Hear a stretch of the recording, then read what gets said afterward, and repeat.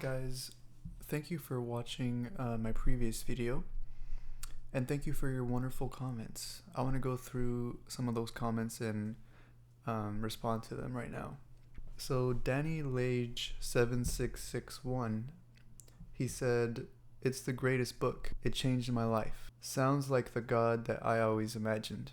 And that makes me really glad, Danny, that you also really enjoyed the book Conversations with God. I do recommend it to everyone because it brings an empowering perspective of God and divinity. And it touches on all kinds of topics from guilt, death, sex, sin, what happens after death. And it gives us a very beautiful viewpoint on looking at all of these things. And the reason why it's really important to even think about or talk about all these concepts is because it affects how we live our lives. If we live with an optimistic view, it's gonna make us happier. It's gonna make us healthier. It's gonna make us feel good. And if we feel guilty or like sinners all the time, it's also going to have an impact on our lives and how we feel. It's really important to analyze what your beliefs are. For a long time, I didn't think about my beliefs. And then one day, I was confronted with the fact that, hey, I'm going to leave this body. And I didn't know what to feel about that. And that's why I started to think about all this. So thank you again, Danny, for your wonderful comment. Haiku Tutorials says, "Subscribed. I like your energy," with a smiley face. Thank you for subscribing, thank you for watching, and I hope that you enjoy this video and the next, and the next, and the next. Wave 2 Isha also commented. Let's see what she said. "OMG, I've been wanting to get a Kindle. Would you recommend it? Sounds like a really interesting book that you're reading. I would definitely recommend a Kindle if you like to read. A reason for that is because it's really easy to download a bunch of free books online that you can then transfer onto your Kindle. I love that the Kindle has a very long battery life, so I don't have to worry about charging it all the time. I take my Kindle pretty much everywhere I go to work. I'm flipping through my books because it's fun. It's fun to learn. It's fun to read. So yeah, I would definitely recommend it. Wave 2 Isha. So what I'm reading this week is a book called Einstein, His Life and His Universe. One of my favorite quotes from Einstein is this: "Imagination is more important than knowledge."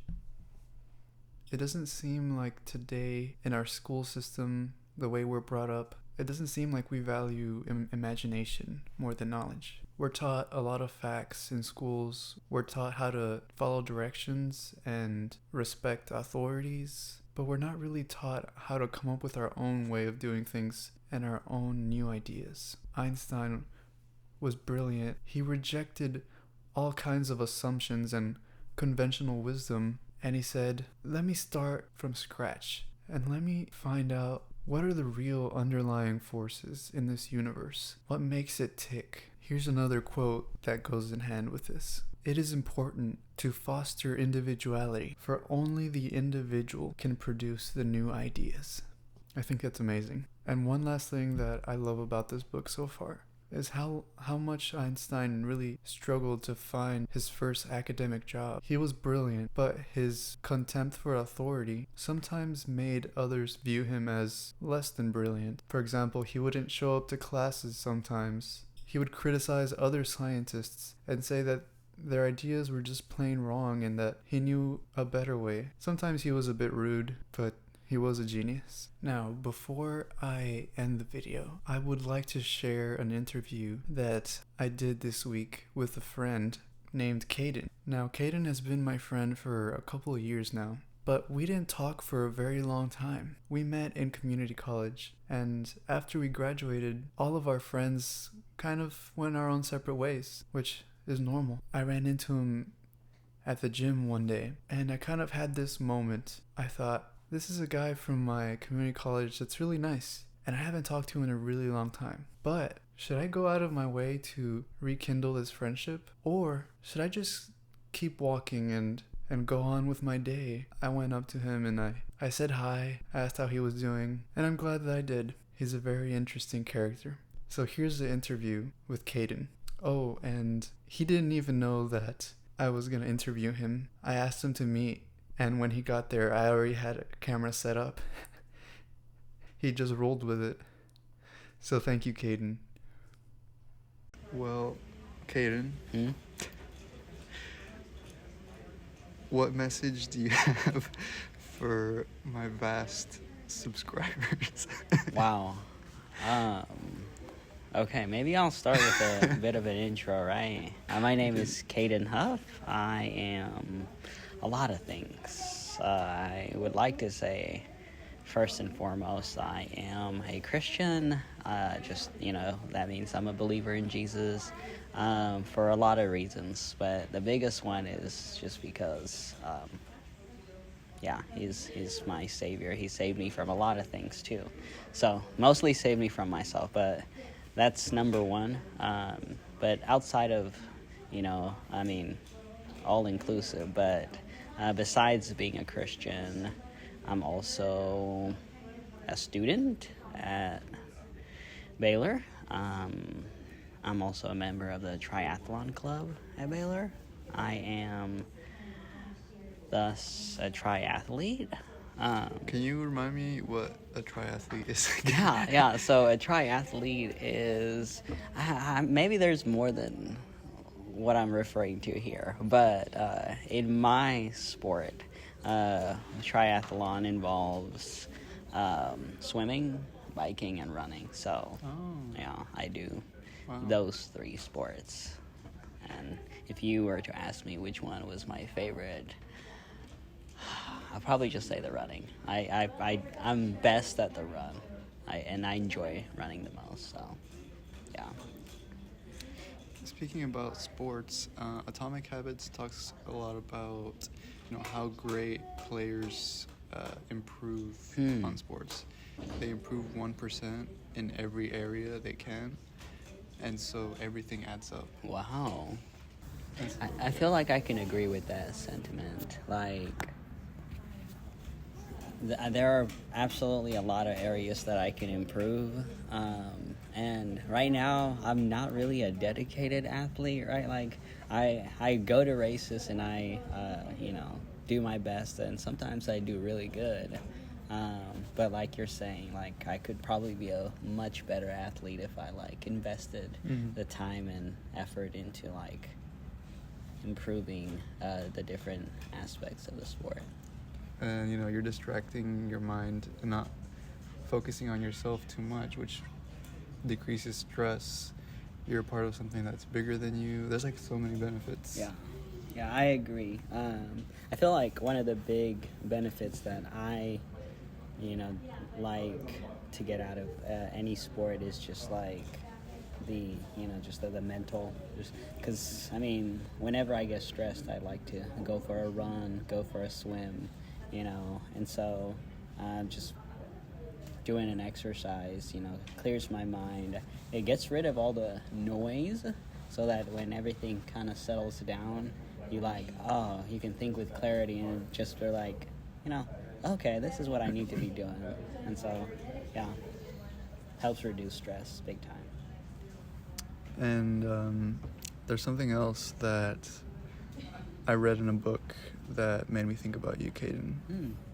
This book, it tells you a lot of techniques to improve your sleep, but on top of that, it gives you a lot of relaxation techniques. Okay. And it goes into just other kind of things you can do to increase your health, such as being optimistic and positive thinking. And there was a lot of interesting points that it made about religious beliefs as well, and how those might have positive effects. Even attending religious services has health benefits. Wow. Not to mention the social support system that you have. That makes sense. Positive thinking. Okay. Religious beliefs are associated with fewer unhealthy behaviors such as smoking, drinking, and drug abuse. That's true. Yeah. The effects may also be due to the fact that spiritual beliefs foster many of the stress-reducing attitudes and beliefs explored in this chapter. Optimism, a sense of control, commitment, challenge, empathy, forgiveness, altruism. Wow. Speaking about altruism, helping others, doing things like volunteering, holding the door open for someone, all those acts foster positive feelings, positive chemicals in your brain and everything. And you see yourself as a good person, which also helps you. That's why I've been looking for ways recently that I can help in the community. That's awesome. What are some ways that you've found that you can, be of help in the community? So right now I'm looking into some volunteer opportunities, but another way is donating blood, which I've done once before. Okay. And you're able to do it every 8 weeks. Okay. It's good for your health as well. You're making new blood. I think that it's a good thing for everybody to do. Yeah. I remember I tried to donate blood like 2 times. The first time, I don't think we even filled that first tube, like the little sample tube. The second time, I think we did fill the sample tube, but there was like nothing in the bag. So I don't know, I'm just not a good donator. But I definitely commend the people who do. I mean, because I'm not sure what all they use the blood for, but sounds like they use it to save lives. There's an opportunity to volunteer in the triathlon community. October 6th is when Ironman Waco is taking place, and it's a huge event, and they're looking for lots of volunteers, so you can help out, in lots of different areas. That's very interesting. So what is this event all about? Yeah, so Ironman is, it's a big triathlon that, usually like the what they call the full Ironman is like 140.6 miles. So the full Ironman consists of like swimming 2.4 miles, biking like 112 miles, and then running a marathon, basically 26 point whatever. That's the full Ironman, but Waco does the half. And so athletes from all over the world literally come to Waco to compete in the Waco Ironman. And so it's a big deal. I actually got to do it last year, thanks to the generosity of the Waco Sports Commission. I got to, I was just a sponsored athlete to compete in, and I guess to do the Waco Ironman. And so, my experience was just amazing. To be able to, swim and bike and run with people from all walks of life. And I feel like that's kind of the beauty of sports, right? It just brings people from all walks of life together, gives everybody an opportunity to, rise and shine.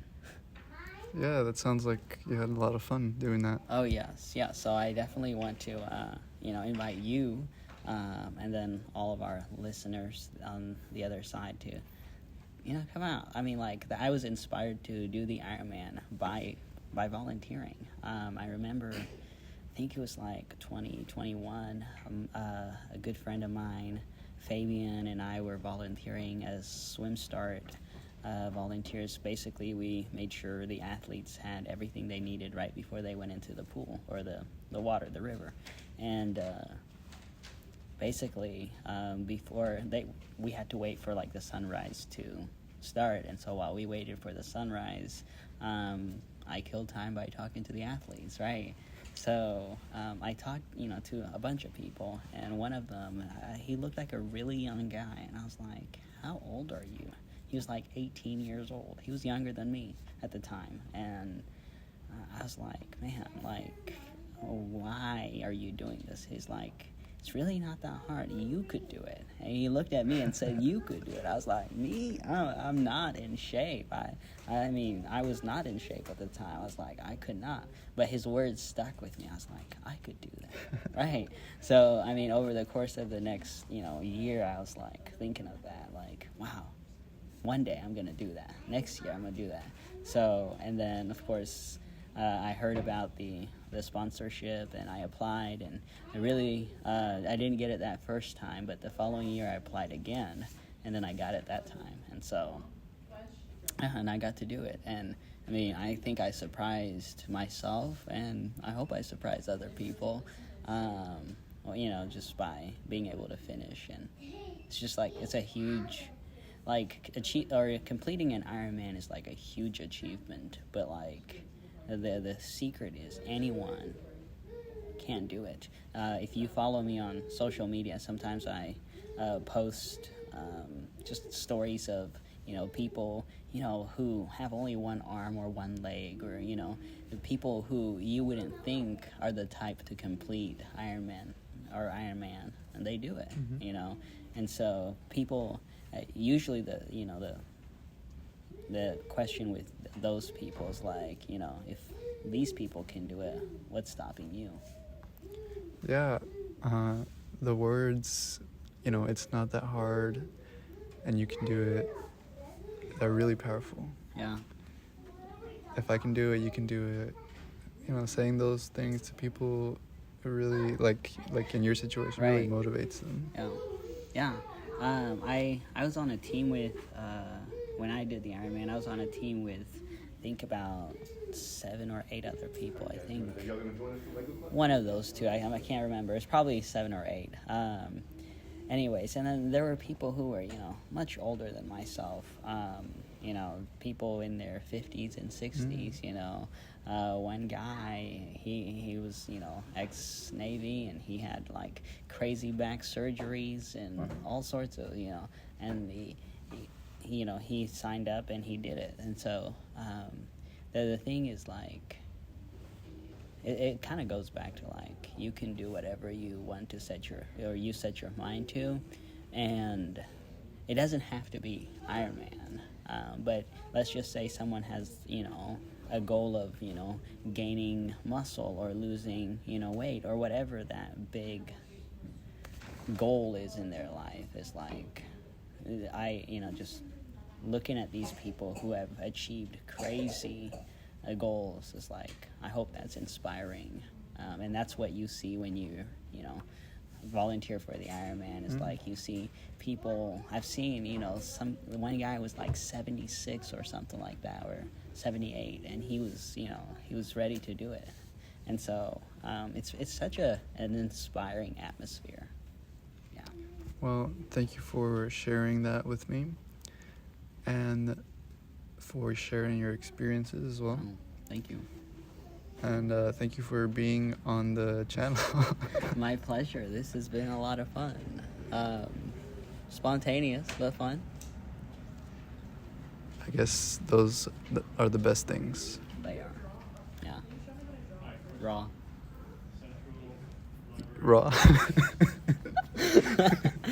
Uncooked, unprepared, it just comes out as it is. Okay. All right. Thank you, Kaden. No problem. Thank you. All right, guys. I hope you enjoyed that short interview. Let me know what you guys want to see next. I want to hear from you guys in the comments. I hope you all have an amazing week, and I'll see you next time. Bye.